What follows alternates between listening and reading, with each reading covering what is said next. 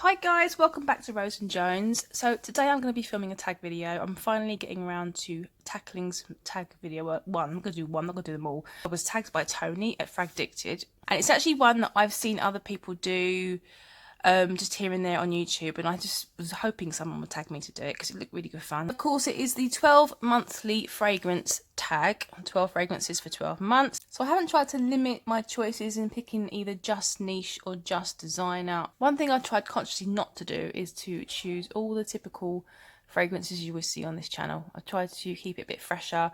I might have a few new ones to chuck in. So massive shout out to Tony at Fragdicted. Thanks so much for tagging me in this video. I'm really excited to do it, so thank you so much. So without further ado, let's just jump into this 12 monthly frag calendar.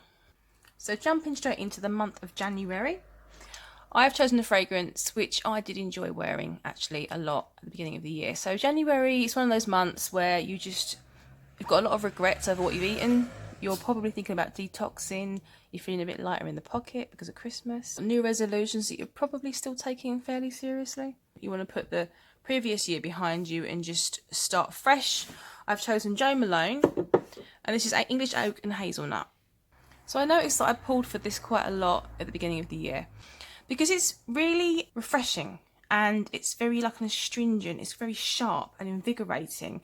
It's got just 3 notes, apparently, which are oak, hazelnut and cedar. So it's very, very woody. It's very bright. It's lovely dry woods. And on top of that, you've got like pickled hazelnuts. So there was a pickled vibe, which I know doesn't sound great, but it's a perfume, so it's not actually vinegar, obviously. And it's kind of like, dare I say, like an aftershave kind of a scent. Got a hint of that kind of cologne splash on, like invigorating barbershop-y kind of thing. There's a lovely sweetness coming from, I guess, the hazelnut. You know, the 3 notes we've got here, there's not much to work with. There's sweetness coming from somewhere. Woody, nutty, invigorating, refreshing. A lovely tonic for the month of January. So that is Jo Malone's English Oak and Hazelnut. So next for the month of February, a month that's still pretty crisp and cold. Sometimes it can actually get chillier as you get into February.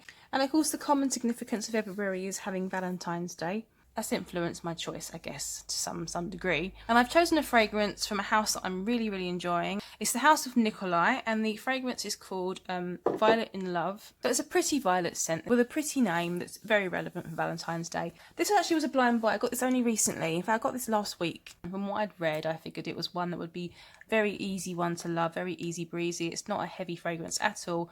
And it does have a lovely note of violet. It's actually just a little 30ml. And they're very affordable in the 30ml, and I'm actually very impressed with the presentation for such a small volume.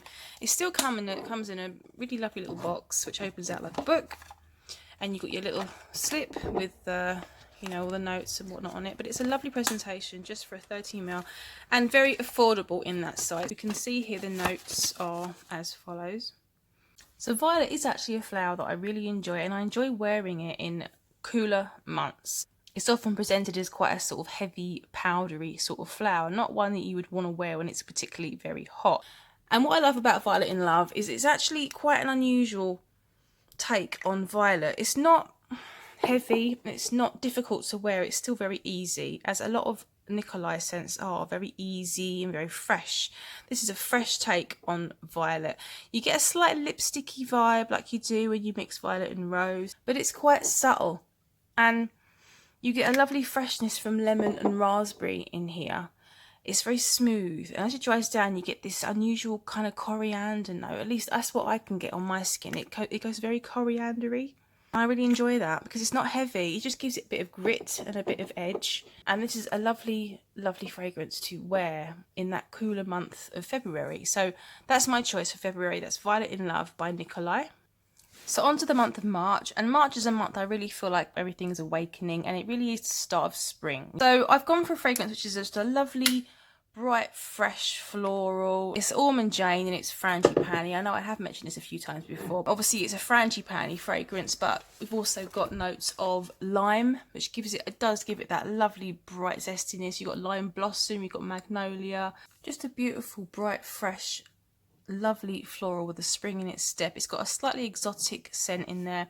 I also get a slight almond nuance, which kind of does take it into that tropical direction along with that lime. It's got a sweetness in here. It's very pretty and it's very easy to wear. If I had to wear one for March, I think that would be my choice. So that is Ormond Jane Frangipani.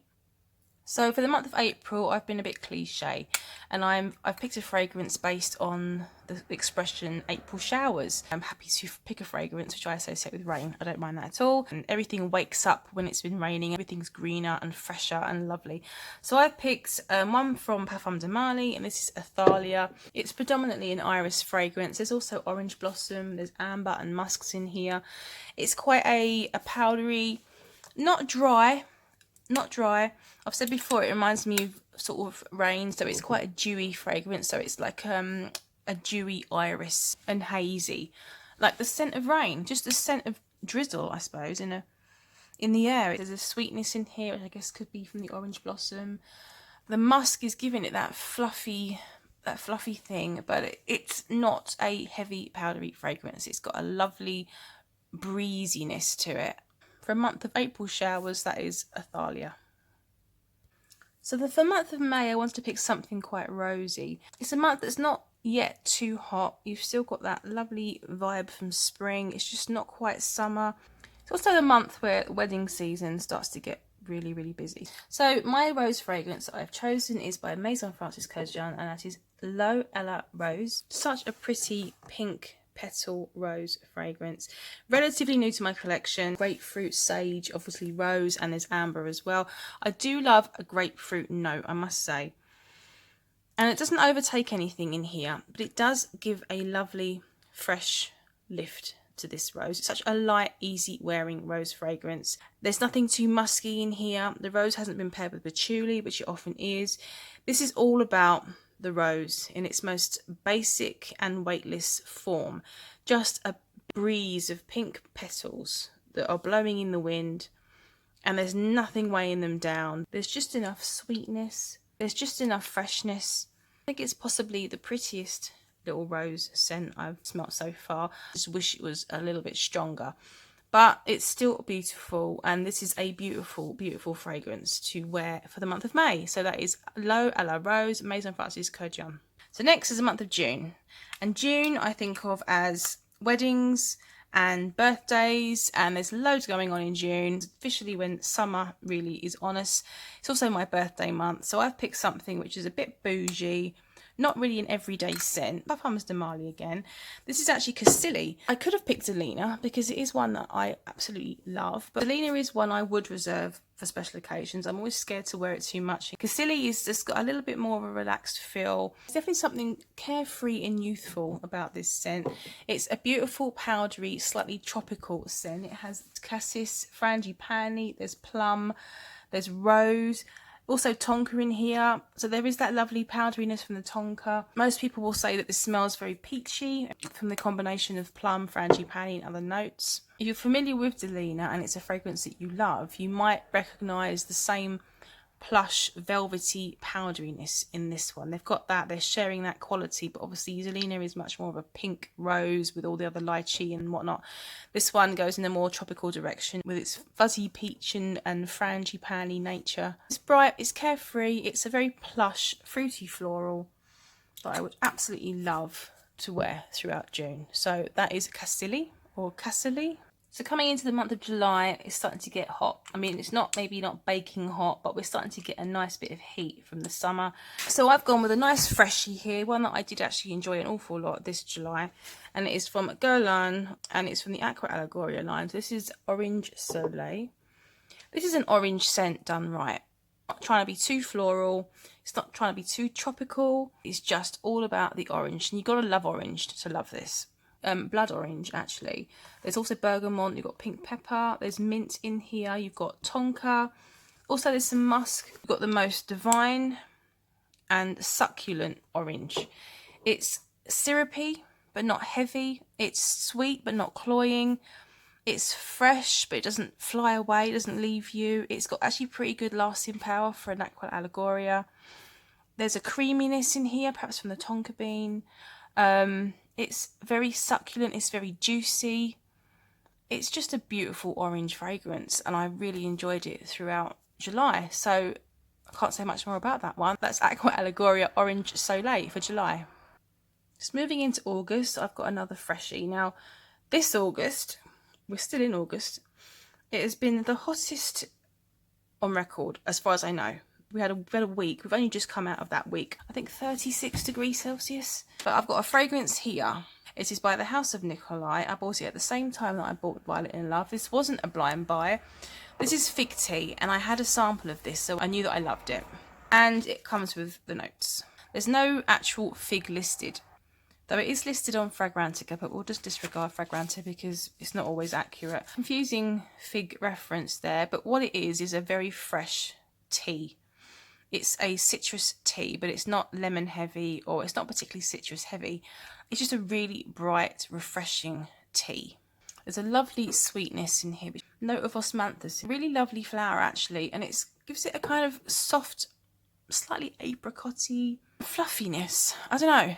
I don't know how to describe it, but it's the most refreshing, easy, enjoyable fragrance to wear in a very, very hot month. It's very clean and uncomplicated. So that is Fig Tea by Nikolai, and that is for the month of August.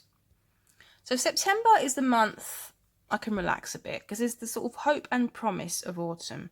And autumn is such a pretty month. The beginning of the season of mellow fruitfulness, and of course it is when you start to see fruits bursting into life. So my fragrance to represent that month is another one by Parfum de Marly. Sorry, I'm a bit of a Parfum de Marly whore here. But it's Meliora, which I know I have talked about this one quite a bit. Meliora is my kind of fruity berry fragrance with main notes of blackcurrant. We've got cassis, red berries, rose, vanilla. It's fresh, it's fruity, it's also floral. Lovely turn of the season fragrance. It's a vibrancy and a sweetness that still can tackle the warm weather. You've also got all those lovely autumn berries and vanilla, which give you a real richness and a cozy, comforting feel. So which is perfect for as you're coming into that cooler autumn phase.